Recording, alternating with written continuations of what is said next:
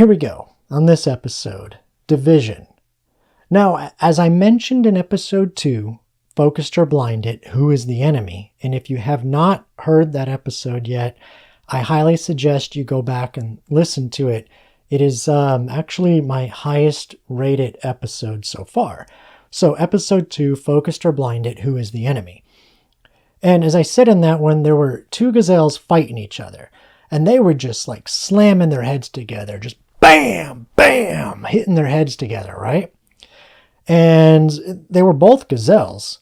And so I don't know exactly what the division was between them. But they were so focused on whatever that division was between them that they were fighting each other.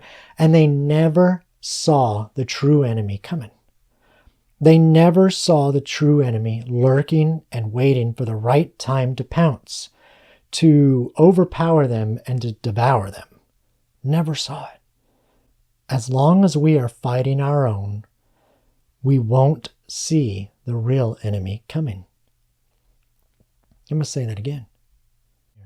As long as we are fighting our own, we won't see the real enemy coming.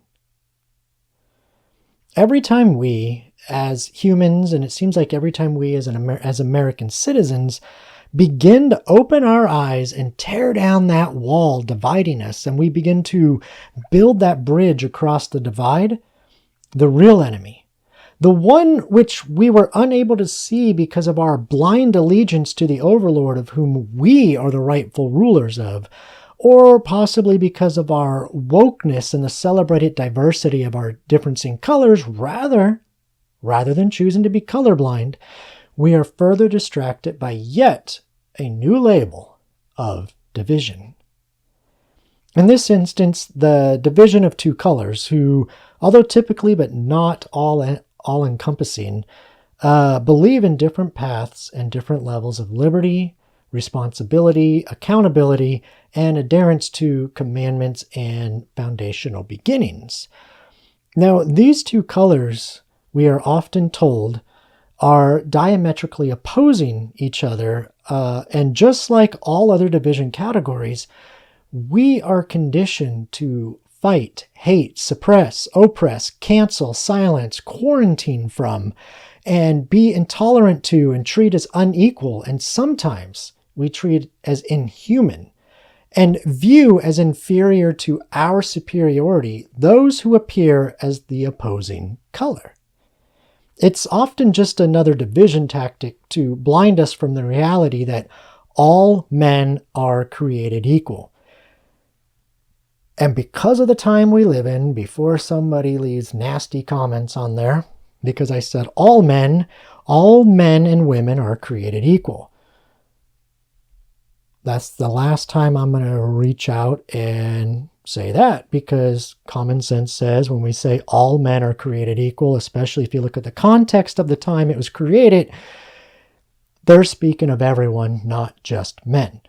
Anyway, it's often just another division tactic to blind us from the reality that all men are created equal and that all are endowed by their Creator with certain unalienable rights, and that all are granted rights that were not given as permission by a government and as such cannot be taken away by a government.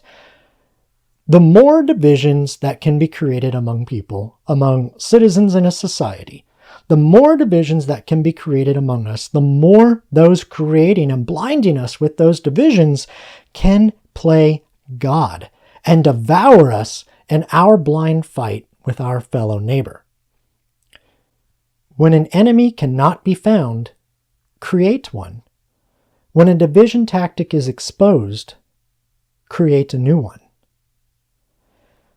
I believe this topic is important for us all, and it's important for me for sure, because I have actually lost friends due to their intolerance of anyone who does not view the world through their chosen color. It's sad, but it's true. And I'm not the only one who has experienced the tragedy of allowing the enemy to win in their division tactics by blinding neighbors, blinding friends, blinding family, and dividing a nation through the lens of one color, while they just sit back and watch each other parade around in this masquerade.